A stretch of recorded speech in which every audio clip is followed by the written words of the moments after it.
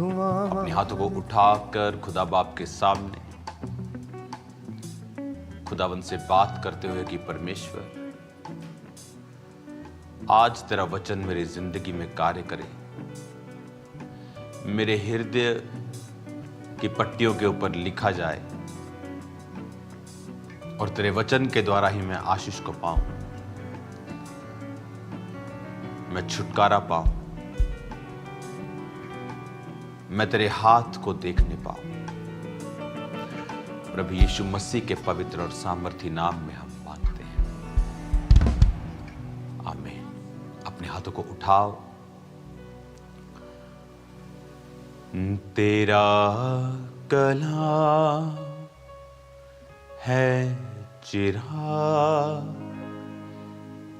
मेरी राहों की रोशनी, तेरा कलाम है चिराग मेरी राहों की रोशनी, अपने दिल में मैंने इसको छिपा के रखा है। अपने हाथों को उठाकर कहो, परमेश्वर, आपने यहोशू को कहा कि व्यवस्था की यह पुस्तक तेरे चित्त से, तेरे मुंह से कभी उतरने ना पाए। मैं तुझे प्रभावशाली बनाऊंगा, जैसे मैं मूसा के संग रहा मैं तेरे संग रहूंगा। अपने हाथों को उठाकर खुदा से कहो कि परमेश्वर, मैं आज जो सुनूंगा, मैं सिर्फ सुनूंगा ही नहीं, मैं अपने चित्त में इसे बसाऊंगा और अपने मुंह से इसे निकाला करूंगा। क्योंकि वचन में लिखा है कि धार्मिकता के लिए इसे चित्त में बसाना जरूरी है, मन से विश्वास करना। आप तभी विश्वास करेंगे अगर वचन आपके मन में, आपके हृदय में होगा।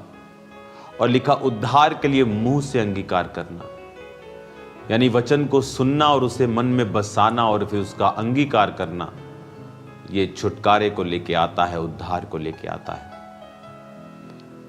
खुदा से कहो, परमेश्वर, आज मैं वायदा करता हूं तेरे वचन को चित्त में बसाने का और सदा मुंह से इसे निकालने का। तेरा आत्मा आज मुझे छुए। प्रभु यीशु मसीह के पवित्र नाम में हम मांगते हैं, आमीन, आमीन। अपने हाथों को उठाकर, बाइबल को उठाकर खुदा से कहो कि यह वचन मेरे शुद्ध रहने का आधार है। मैं इस वचन पर चलूंगा और 100 गुना फलों को लेके आऊंगा। पिता, मैं अनुग्रह मांगता हूं आपके बेटे यीशु मसीह के नाम में, आमीन, आमीन। God bless you all. आज मेरा बिलीव है कि आप सब लोग आशीषित होंगे और मेरा विश्वास है कि आप परमेश्वर की भरपूरी में, उसकी सामर्थ का, उसकी प्रेजेंस का आनंद ले रहे होंगे। आज पूरे आनंद से, खुदावंद की भरपूरी के साथ कि उसने जो एक बड़ा विजन, एक बड़ा दर्शन दिया है और उसका थैंक्स करते हुए कि उस दर्शन के मुताबिक वो हमारी जिंदगियों में कार्य भी कर रहा है। आपने कभी फुटबॉल का फील्ड देखा होगा, 2 टीम्स फील्ड में होती हैं, हजारों दर्शक होते हैं ग्राउंड में बैठे और करोड़ों व्यूअर्स होते हैं जो टीवी ऑनलाइन उन्हें देख रहे होते हैं। और आपने नोटिस करते हैं कि जिस प्लेयर के पास बॉल होती है सब उसके पीछे भागते हैं, और जब बॉल कहीं और चली जाती है तो उस प्लेयर का वो पीछा करना छोड़ देते हैं। आपने देखा होगा कि जब आप परमेश्वर का काम करते हैं लोग आपका पीछा करते हैं, क्योंकि बॉल आपके पाले में है। आप पहले नशा करते थे, लोग आपको बुरा नहीं कहते थे, लेकिन अब आपने विश्वास कर लिया, आपके रिश्तेदार आपको धमकियां देते हैं। कपटी लोग आपके बारे में बुरा बोलते हैं। जो खुद पाप में डूबे हुए हैं, आत्मिक तौर पे मरे हुए हैं, पौलुस ने कहा कि कुत्तों से चौकस रहो, काट कूट करने वालों से चौकस रहो। वो जो काटते हैं, फाड़ते हैं कि एक दूसरे का सत्यानाश कर दे। क्यों? क्योंकि दर्शन आपके पाले में है। आप खुदावंद के बुलाए उसकी कुलाहट से चल रहे हैं, तो आपको कभी भी ऐसे लोगों की परवाह नहीं करनी चाहिए जो उस दर्शन के कारण, क्योंकि जो आपके जीवन में है, क्योंकि बॉल आपके पास है तो सब आपका पीछा करेंगे। आपको थैंक्स करना चाहिए कि परमेश्वर ने आप पर भरोसा रखा है, कि उसने आपको बॉल दी है, उसने आपको दर्शन दिया है, आपको विजन दिया है, आप पर परमेश्वर ने भरोसा जताया है कि ये व्यक्ति मेरे उस दर्शन को पूरा करेगा जो मेरा इस समय इन लोगों के लिए है, इस देश के लिए है। हमें आनंदित होना चाहिए कि परमेश्वर हमें इस्तेमाल कर रहा है और हम उसकी भेड़ों के समान उसके पीछे पीछे हैं और उसकी दुल्हन के समान उसके आने का इंतजार कर रहे हैं। मेरा बिलीव है कि परमेश्वर का आनंद आपके जीवन में होगा। एक वचन जब आप पढ़ते हैं रोमियो 10 में, तो उसमें लिखा है कि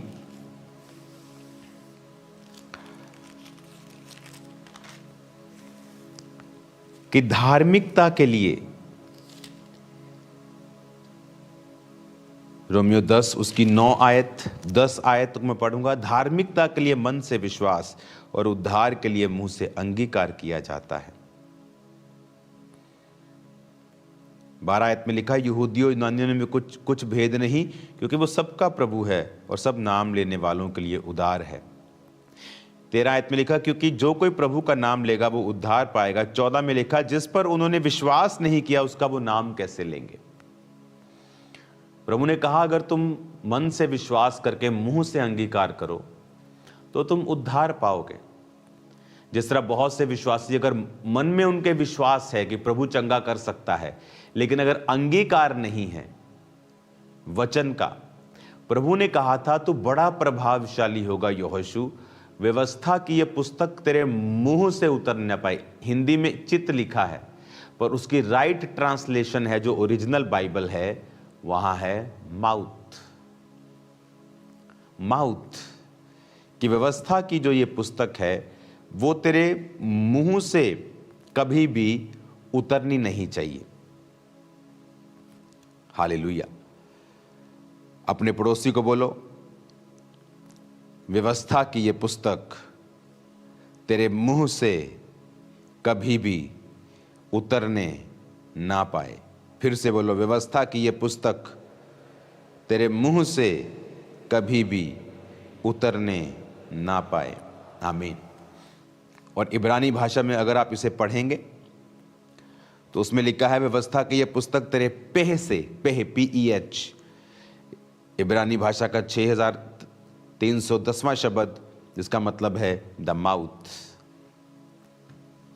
एक तलवार की धार के लिए भी इसे यूज किया जाता है, पेह। इसका मतलब क्या है कि कई बार आप विश्वास करते हैं लेकिन अंगीकार नहीं है। बिलीव है कि परमेश्वर कर सकता है, अंगीकार परमेश्वर ने कहा, सोचा नहीं। जो प्रभु के दिमाग में था उसने कहा उजाला हो जाए तो उजाला हो गया। कहीं नहीं लिखा खुदा ने सोचा, लिखा खुदा की जो बुद्धि थी, जो बुद्धि परमेश्वर के संग थी, वो अंदर परमेश्वर को मालूम था मैं ऐसा करूंगा, लेकिन हुआ कब? आत्मा भी मंडलाता था, लेकिन हुआ कब? जब कहा। ये मेरा वचन का टॉपिक नहीं है, लेकिन उस टॉपिक पे आने से पहले हमें बेस एक बनाना है ताकि आप समझ पाएं कि कहा जब आप कहते हैं मैं ना मरूंगा वरन जीवित रहूंगा, परमेश्वर के कामों का वर्णन करता रहूंगा, कोई महामारी मेरा हिस्सा नहीं है, कोई दुख मेरे डेरे पे ना आएगा, मैं जवान सिंह और अजगर को लताड़ूंगा, सांप और बिच्छुओं को रौंदने का परमेश्वर ने मेरे को अधिकार दिया, यहोवा मेरा चरवाहा है, मुझे घटी ना होगी, उसने मेरे भाइयों के मध्य में मेरा अभिषेक, वचन अंगीकार लिखा है, जो कि प्रभु का नाम लेगा वो उद्धार पाएगा। पर कहता जिन्होंने विश्वास नहीं किया उसका नाम कैसे लें। फिर कहता जिसके विषय में सुना नहीं, 14 आयत में, उस पर विश्वास कैसे करे और प्रचारक बिना कैसे सुने। इसका मतलब परमेश्वर का उद्धार नहीं पहुंचता जब तक प्रचारक प्रचार ना करे। कहता जो कि प्रभु का नाम लेगा वो उद्धार पाएगा। फिर कहता जब तुमने सुना ही नहीं है उसके बारे में तो नाम कैसे लोगे। तुम्हें विश्वास ही नहीं है अगर, तो उसका नाम कैसे लोगे। विश्वास कैसे आएगा जब तक उसके बारे में सुनोगे नहीं। सुनोगे कैसे जब तक कोई बताएगा नहीं। और कहता प्रचारक बिना कैसे सुनोगे। चाहे वो प्रचारक ऑनलाइन हो, चाहे वो ऑडियो में हो, चाहे वो वीडियो में हो, चाहे वो चर्च में हो, वो बोल रहा है तो तुम सुन रहे हो। इसलिए आपने देखा होगा शैतान प्रचारकों से नफरत करता है। उसे पता है कि ये एक माध्यम है परमेश्वर और लोगों के बीच में। ये हैं वो जो उसके नाम का प्रचार कर रहे हैं, और जब वचन सुनाते हैं तो लोगों के अंदर विश्वास पैदा होता है। जब विश्वास पैदा होता है तो वो उसका नाम लेने लगते हैं। जब नाम लेने लगते हैं तो उद्धार आता है। वो उद्धार फैमिली में होता है, वो उद्धार फाइनेंस में होता है, वो उद्धार शरीर में, सेहत में, मेंटली, फिजिकली, सोशली, वो उद्धार सब जगह है। उद्धार is not only a spiritual उद्धार। सिर्फ स्वर्ग जाने वाली परमेश्वर बात नहीं करता। जब आप उद्धार के विषय में पढ़ते हैं तो ये बहुत डीप वर्ड है। जब आप उद्धार के विषय में पढ़ते हैं तो ये सिर्फ परमेश्वर स्वर्ग जाने की बात नहीं कर रहा। हाँ, उसमें स्वर्ग जाना नंबर 1 प्रायोरिटी पे आता है, नंबर 1 पे आता है। जब परमेश्वर ये बात करते हैं तो वो नंबर 1 प्रायोरिटी पे है, स्वर्ग में जाना। आमीन।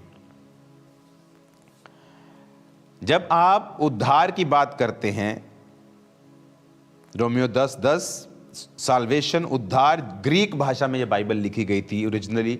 ग्रीक भाषा का 4991 शब्द, जिसमें उद्धार का मतलब है सोटेरिया, जिसका मतलब है रेस्क्यू, सेफ्टी, फिजिकली और मोरली डिलीवर होना, हेल्थ, साल्वेशन, सेव होना, आत्मिक भी और शारीरिक तौर के ऊपर भी। अब्राहम को परमेश्वर ने आत्मिक और शारीरिक दोनों आशीषें देने का वायदा किया था। तो जब आप मुंह से अंगीकार करते हैं कि यहोवा मेरा चरवाहा, मुझे घटी ना होगी, वो आपकी जरूरतों को पूरा करता है। आप अंगीकार करते हैं कि कोई महारोग मेरा हिस्सा नहीं है, मेरे इधर 1000 दाहिनी और 10,000 गिरेंगे, वो मेरे पास ना आएगा। आप देखेंगे परमेश्वर का आत्मा किस तरह से आपको सुरक्षित रखता है। हालेलुया। जब महामारियां आती हैं, हम सड़कों पे चले। कोविड के दौरान लोग पूछते थे, आज जो नए नए लोग देखते हैं, कई बार पास्टर्स को बोलते हैं ये कोविड के टाइम कहां थे। अब कभी फेसबुक खोली है हमारी, मालूम हो जाएगा कोविड के टाइम कहां पे थे। हम रोड्स के ऊपर थे एवरी टाइम, जब लोग अंदर थे। एक जगह महामारी हुई तो वो ऐसी महामारी थी कि लोगों को रेशा होता था बहुत, और उनके अंदर इन्फेक्शन हो जाती थी बहुत। तो एक पास्टर ने चैलेंज किया था कि तुम उसकी इन्फेक्शन सारी निकाल के मेरे हाथ पे रखो, और जब हाथ पे रख के उसको माइक्रोस्कोप में चेक किया जाता था तो उसके हाथ पे रखते ही वो कीटाणु मर जाते थे, इन्फेक्शन वाले। कोविड टाइम ले हैंड हुए हैं लोगों के ऊपर, काउंसलिंग्स हुई हैं लोगों की, विदाउट जब मेडिसिन नहीं आई थी, उसका कोई इंजेक्शन नहीं आया था। परमेश्वर अपने वर्ड के जरिए आपको सेफ रखता है, आपको हील रखता है। डिलीवर रखता है। ये एक ऐसी, इस साल परमेश्वर ने मुझसे कहा है कि ये सुपरनैचुरल मैनिफेस्टेशंस का साल है। ये आप खुदा से एक्सपेक्ट करें कि वो आपकी लाइफ में सुपरनैचुरली चीजें करे। दर्शन, स्वप्न, समथिंग वेरी पिक्यूलियर, बहुत ही यूनिक कुछ हो रहा है आपकी लाइफ में। आपको ऐसे आत्मिक दर्शन, आत्मिक एक्सपीरियंसेस मिल रहे हैं आपकी लाइफ में। कुछ ऐसी हीलिंग्स, डिलीवरेंस और मिरेकल्स परमेश्वर कर रहा है, ऐसे छुटकारे आपको दे रहा है। एक्सपेक्ट करो कि इस साल वो आपके साथ हो। कैसे होगा वो? उसके लिए जब परमेश्वर ये कहता है कि आई विल डू दिस, मैं ये इस साल तेरे जीवन में करूंगा, बात खत्म नहीं होती है। हमें वो देखना होता है कि जो परमेश्वर ने भविष्यवाणी की है। पौलुस कहता तीमुथियुस को, अपने स्पिरिचुअल सन को कहता, माय स्पिरिचुअल सन, जो भविष्यवाणियां तेरे विषय में की गई हैं उनके अनुसार अच्छी लड़ाई को लड़। कि भविष्यवाणी हो गई है लेकिन फिर भी अच्छी लड़ाई को लड़ना जरूरी है।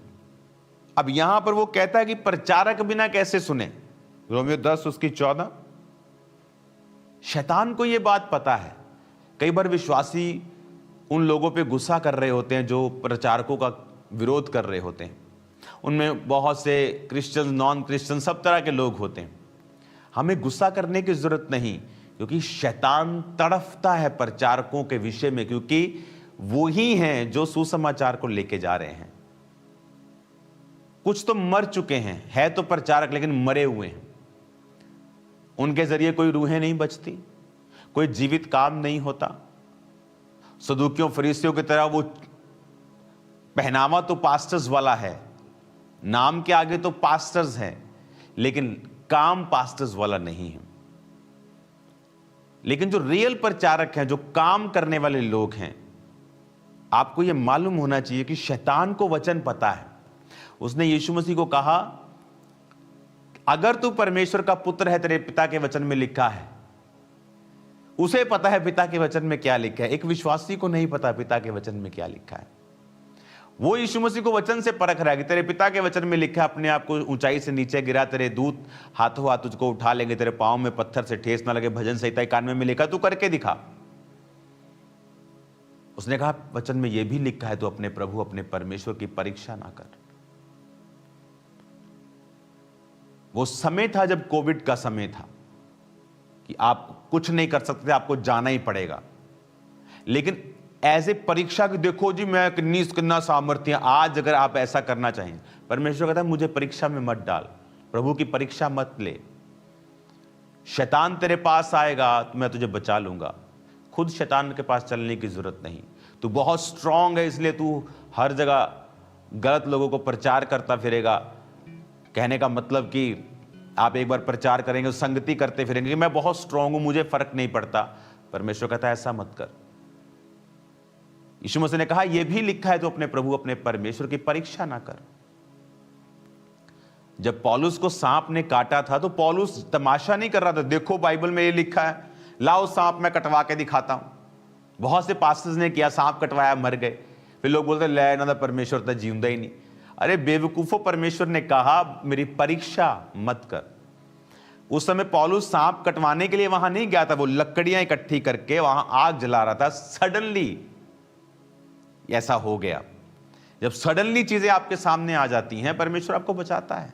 वो कोविड हो, वो महामारी हो, वो कुछ भी हो, एनीथिंग, वो सुपरनैचुरल पावर परमेश्वर की काम करती है जब आप अपने मिशन पे होते हैं, आप अपने दर्शन में होते हैं, आप काम कर रहे होते हैं, आप गॉस्पेल को आगे रख के चल रहे होते हैं। फिर परमेश्वर की सुरक्षा आपके संग होती। हालेलुया। तो उद्धार के लिए मुंह से अंगीकार करना जरूरी है। और कहता जिस पर विश्वास ही नहीं किया उसका नाम कैसे ले, जिसके विषय में सुना नहीं उसके बारे में विश्वास कैसे करें। कहता अगर विश्वास नहीं किया तो नाम कैसे लेंगे। तुम कह रहे हो कि प्रभु का नाम लो, कहता विश्वास ही नहीं है उनको। पर कहता विश्वास कैसे होगा जब तक सुनेंगे नहीं। क्या वचन सुनेंगे कैसे जब तक कोई प्रचार नहीं करेगा। और बाइबल 15 आयत में लिखती है, यदि भेजे ना जाएं तो प्रचार कैसे करें। क्या ही जैसे लिखा है, उनके पांव क्या ही सुहावने हैं जो अच्छी बातों का सुसमाचार सुनाते। लिखा यदि भेजे ना जाएं प्रचारक, ये नहीं लिखा कि प्रचारक अगर जाए ना, लिखा भेजा ना जाए, भेजा ना जाए, प्रचारक भेजा ना जाए, यानी प्रचारक अपना काम कर रहा है, पर अगर उसे भेजने वाला बंदा, किसने, कौन भेजता था? कलीसिया भेजती थी। कलीसिया अपने पैसों से, अपनी प्रार्थनाओं से, अपने उपवास से प्रचारकों को भेजती थी। बहुत बार वचन में लिखा है कि कलीसिया ने पौलुस को परमेश्वर के अनुग्रह उसके हाथों में सौंपकर मिशनरी यात्राओं के लिए भेजा। पीछे से वो फाइनेंशियली बहुत अमीर नहीं थी वो कलीसियाएं, लेकिन बहुत वो बोया और बहुत पौलुस ने कार्य किया। आज यूरोप में देखो आप, हर जगह आपको चर्च मिलेगी, और वो लोग बोले कि वहां क्रिश्चियनिटी कम हो रही, कम नहीं हो रही। आत्मिक लोग बहुत रेयर होते हैं जो रियल आत्मिक आत्मा से भरे, बट वो क्रिश्चियन, जब क्रिश्चियनिटी की बात आती है, उसके खड़े रहने की बात आती है, वो लोग खड़े होते हैं, आपको मिलते हैं। आप अभी न्यूज सुन रहे हैं बहुत सारी। हालेलुया। हमें यह बात समझनी है कैसे वो कार्य कर पाया। लिखा उसको भेजा गया, ही वॉज सेंट। अगर प्रचारक भेजा ना जाए तो प्रचार कैसे करें? यानी हमारी एक जिम्मेवारी है कलीसिया की सपोर्ट करना। इमेजिन करो, आप भोंपू लेके एक जगह प्रचार कर रहे हैं और आपको इस दिशा में भोंपू चाहिए, इस दिशा में नहीं चाहिए, लेकिन लगाने वाले ने इस दिशा में लगाया है, तो प्रचारक तो काम कर रहा है, लेकिन जो भेजने वाले हैं वो आलसी हैं, वो डिस्ट्रैक्टेड हैं। इसलिए परमेश्वर हमेशा जो प्रचारक होता है उसे आशीषित करता है, और वो उन लोगों को भी आशीषित करता है जो प्रचारकों के साथ काम करने वाले लोग होते हैं। और शैतान इसीलिए उनके पीछे भी पड़ा रहता है, क्योंकि उसकी वजह से उनके परिवारों के ऊपर और जिंदगियों के ऊपर आशीष रहती है। सेवा के कारण बड़ी चीजें हैं, बड़ी मुसीबतें हैं, बड़ी प्रॉब्लम्स हैं जिससे वो बचे रहते हैं। अगर वो नॉर्मल लाइफ में हो, वो उनकी लाइफ में फिर आती हैं। मैंने देखा है पर्सनली। हमें ये समझना है, उद्धार के लिए अंगीकार, अंगीकार के लिए प्रचार, प्रचार के लिए तुम्हें भेजना पड़ेगा। इसमें सब मैसेजेस हैं। ये कलीसिया का काम है प्रार्थना करना, फास्टिंग करना, बोना, ताकि प्रचारक अपना काम करे।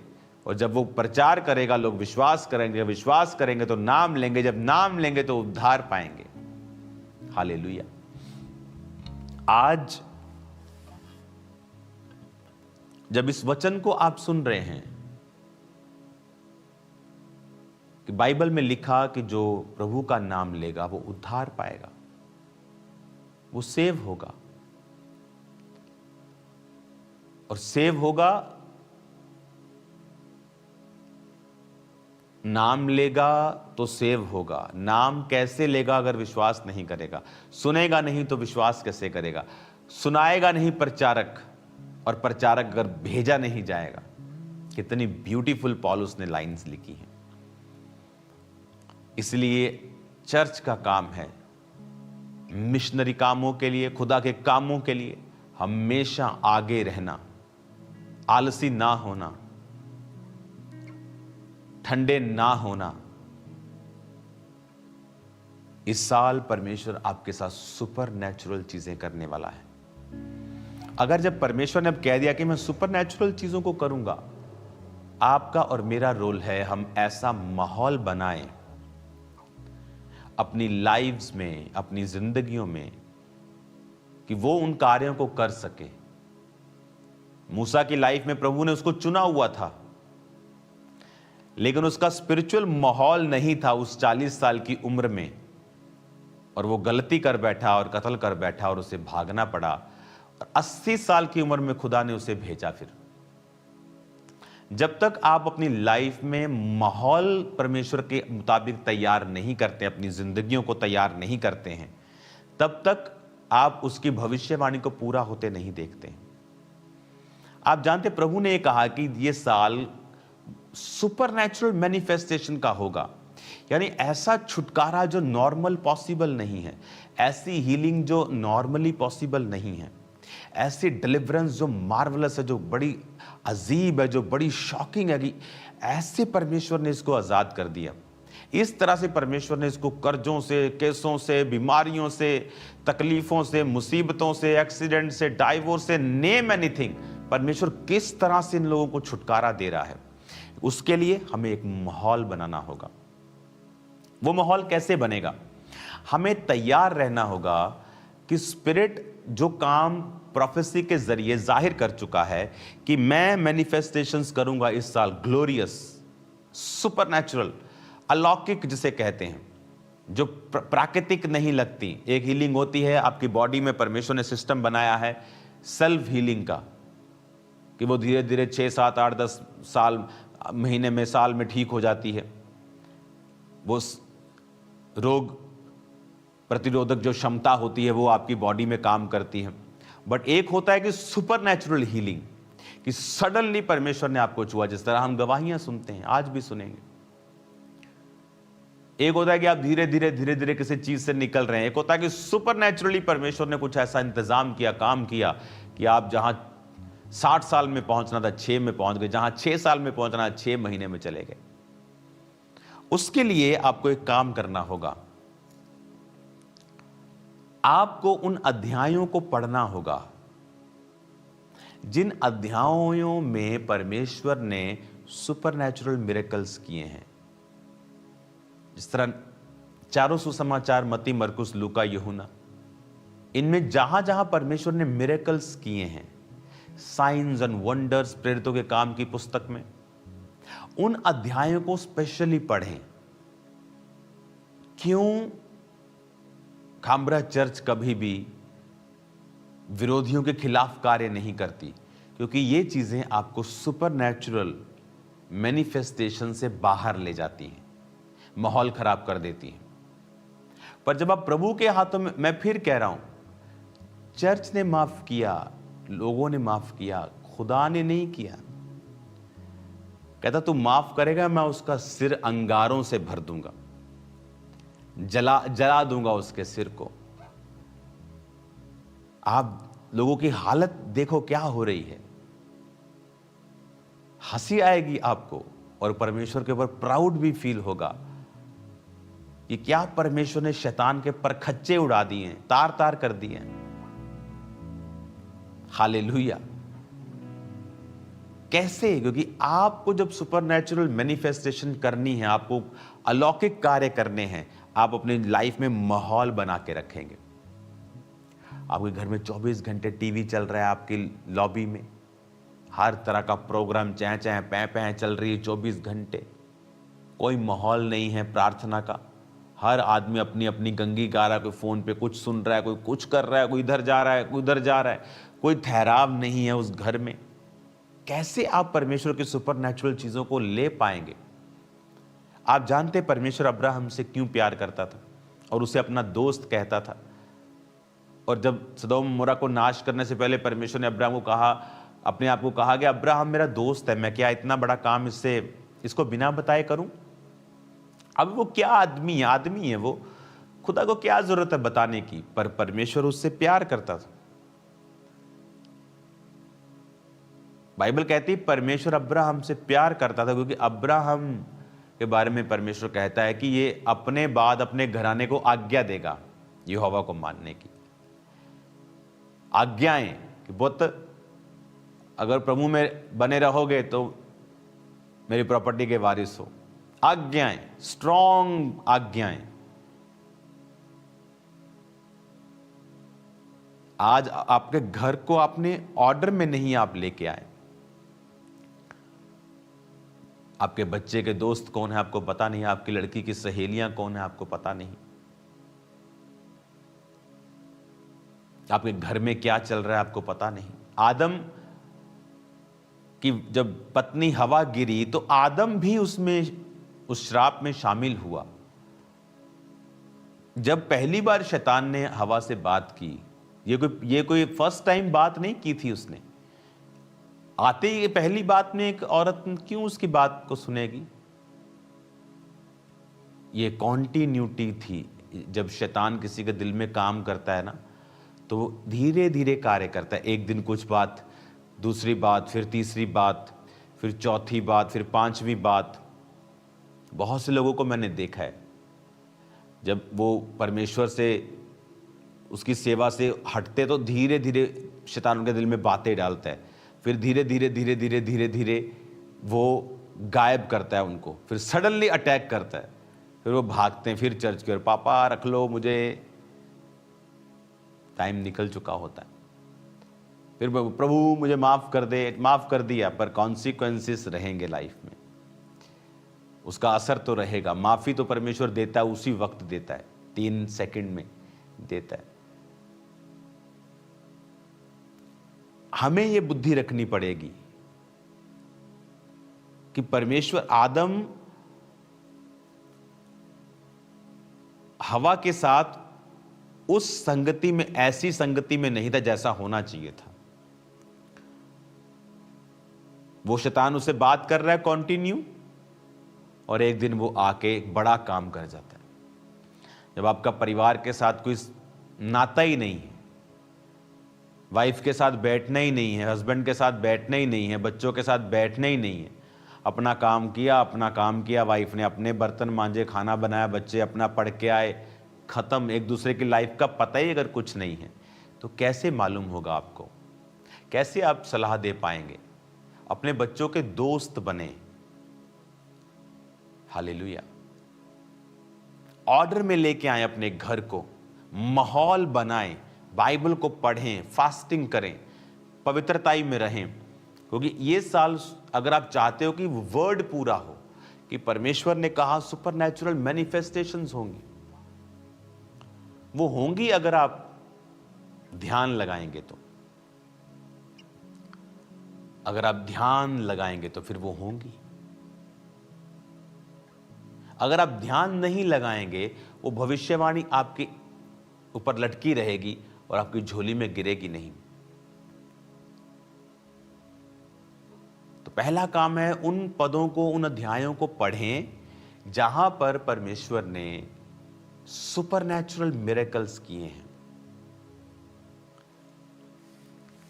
बाइबल मिस करना, पढ़ना, मैंने देखा है ये बिगेस्ट मिस्टेक्स हैं विश्वासियों की, बिगेस्ट।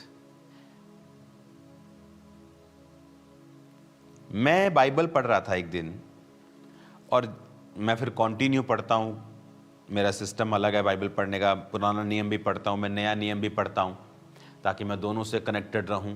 और फिर मैं लगातार पढ़ता हूं, ख़त्म करता हूं, ये भी साथ साथ ख़त्म करता हूं। तो जब मैं एक्सोडस में था, मैं निर्गमन में था, और वहाँ पे ना मिरेकल्स आते हैं। जब मूसा के द्वारा मिरेकल्स हुए, पहला जो जब उसकी लाठी सांप बनी, उसके बाद पानी लहू बना, डड्डू आए, मेंढक आए, डांस, कुटकियाँ, वो जितने मिरेकल्स हैं ना, वो मेरे को सब ऐसे मुँह जुबानी याद हैं। तो जब वो दोबारा बाइबल जब पढ़ते रहते हैं आप, जब वो दोबारा मिरेकल्स में पढ़ रहा था, तो मुझे ऐसा मन में आया कि यार ये मैंने बहुत बार पढ़ा हुआ है, तो मैं ऐसा करता हूँ, इसको ना चलो जल्दी जल्दी पढ़ के मैं आगे निकलता हूँ। तो जैसे मैं वो मिरेकल्स पढ़ रहा था, परमेश्वर ने मुझे रेवलेशन देनी स्टार्ट कर दी। देखो, वही पुराना वचन मैं 10 बार पढ़ चुका हूँ, 20 बार पढ़ चुका हूँ, 30 बार, 40 बार पढ़ चुका हूँ, लेकिन फिर परमेश्वर ने मुझे रेवलेशन, फ्रेश रेवलेशन उन्हीं वचनों में दी जो गवर्नमेंट ने सेलिब्रेशन किया था क्रिसमस का, वहां प्रचार किया कि परमेश्वर ने अगर जबरदस्ती करनी होती तो उन लोगों को कहता। मिरेकल जब हो रहे थे, वो ओले गिर रहे थे, आग गिर रही थी और पशु मर रहे थे और पहलोठे मर गए उनके, कि मुझे मानो, अगर तुम मुझे नहीं मानोगे मैं तुम्हें मार दूंगा। तो जो परमेश्वर उनके पहलोठों को मार सकता है, उन्हें मारने में क्या दिक्कत? उन्हें कान पकड़ के परमेश्वर मनवाता कि मान मैं ही खुदा आया। लेकिन वचन कहता परमेश्वर एक जिसने जिसने आदमी को कहा है कि बी जेंटलमैन, वो खुद भी जेंटल है। वो जेंटलमैन का जेंटलमैन है, वो कभी जबरदस्ती नहीं करता। इसलिए तो शैतान को उसने जबरदस्ती नहीं किया कि तेरी ऐसी की तैसी तेरी गर्दन मरोड़ता हूं मैं। वो कर सकता है, उसने उसको फ्री विल पे छोड़ा। तू मेरी उपासना नहीं करेगा तो इसको छोड़ा, लेकिन तेरा न्याय करूंगा मैं, अंत के दिन में तुझे आग की झील में डालूंगा। हालेलुया। लोग बोलते हैं कि परमेश्वर अगर है तो शैतान को रोकता क्यों नहीं? क्योंकि परमेश्वर जेंटलमैन है, वो जबरदस्ती नहीं करता, वो इनसिक्योर नहीं है। जैसे आज लोग इनसिक्योर हो जाते हैं, अच्छा बड़ी मीटिंग कर ली, इनसिक्योरिटी हो गई, कुछ बोलना शुरू कर दिया। वो परमेश्वर इनसिक्योर नहीं है, उसके लोग भी इनसिक्योर नहीं है। जो आत्मा में के लोग होते हैं वो इनसिक्योर नहीं होते इन चीजों से। हालेलुया। आपको और मुझे ये समझना होगा, जब 2016 में चर्च बहुत बड़ी हो चुकी थी और लाखों में पहुंच चुकी थी, आई थिंक 1 लाख के करीब, कितना मेरे को एग्जैक्ट नहीं, लेकिन वेरी बिग नंबर्स थे। तो कुछ लोग मेरे पास आके बोलने लगे, यहाँ एक चर्च ओपन हुआ है, आप देखो, जानबूझ के आपके चर्च के पास उन्होंने ओपन किया। मैंने कहा जो लोग परमेश्वर ने मुझे दिए हैं वो मुझे ही दिए हैं, जो उसको दिए देगा प्रभु वो उसी को देगा। हमें घबराने की जरूरत नहीं है, ये कोई बिजनेस नहीं है। इनसिक्योरिटी बहुत से पास्टर्स से पाप करवा देती है और फिर वो बाद में उसका फल भोगते हैं। और उसी साल में, मैं लोगों को बताता हूं कि उसी साल में चर्च में, खंबरा चर्च में फर्स्ट टाइम ओवरफ्लो लगने स्टार्ट हुए थे और 8 ओवरफ्लो लगते थे। फिर ब्रांचेस पैदा हुई, बड़ी बड़ी 14-14 एकड़ की, अमृतसर में तो भी 14-15 एकड़ की टोटल वो 2 ब्रांचेस हैं। तो फिर वो ब्रांचेस पैदा हुई, लेकिन खामरा चर्च में आज उससे भी ज्यादा लोग आते होंगे, ओवरफ्लो से ज्यादा, इतने बड़े बड़े हॉल्स हैं। क्योंकि कोई व्यक्ति आपकी आशीष नहीं ले सकता अगर आप खुदा के साथ सही हैं। तो जब इस वचन को आप समझ जाते हैं कि मैं क्राइस्ट के साथ मुझे अपना रिलेशन बना के रखना है, दैट्स इट। और आप देखो, बाइबल में पढ़ रहा हूं, निर्गमन पढ़ रहा हूं, और तभी वो वचन मैंने इतनी बार पढ़ा है, लेकिन रेवलेशन क्या थी? न्यू। और जब मैंने वो प्रीच किया, आप मानोगे नहीं, मुझे हजारों लोगों के मैसेजेस आए कि वो जबरदस्त, लोगों के हृदय छिद गए उस वचन को सुन के कि परमेश्वर ने वाकई उनको कहा कि मेरे लोगों को छोड़। उन्हें मानने के लिए नहीं कहा, परमेश्वर ने जबरदस्ती नहीं की, वो जबरदस्ती नहीं करता किसी से। और वो कहां रेवलेशन मिली? सिंपली जब मैं बाइबल को पढ़ रहा था।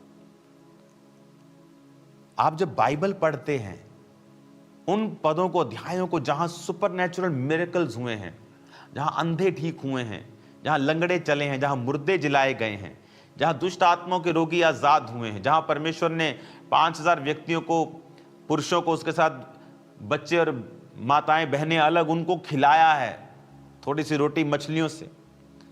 कैसे 5 रोटी तो मछली से इतने हजारों लोग पेट भर सकते हैं? परमेश्वर ने मिरेकल किया जब वो पानी पे चले हैं, उसने मिरेकल किया जब वो जी उठे हैं। वो जख्म जो हाथ और पैरों के थे, वो जख्म भर चुके थे, लेकिन वो होल्स वहां पे थे, वो मिरेकल्स। जब आप उन्हें पढ़ते हैं, आप एक एटमॉस्फेयर रेडी कर रहे हैं कि प्रभु का आत्मा same manifestation, same miracles, same चमत्कार, सेम चिन्ह, सेम अद्भुत काम वो आपकी लाइफ में करें। हालेलुया। सेम आपको माहौल बनाना होगा, आपको अपना घर ऑर्डर में लाना होगा, लाइफ ऑर्डर में लानी होगी। ये प्रार्थना का समय है, ये मेरा ये वाला समय है, आपको हर चीज ऑर्डर में लानी होगी। फिर परमेश्वर का आत्मा, आप देखेंगे कुछ ऐसे कार्य हैं जो आप हैरान हो जाएंगे जब परमेश्वर का आत्मा अब आपकी लाइफ में वो करने वाला है। हालेलुया। अपने हाथों को उठाओ,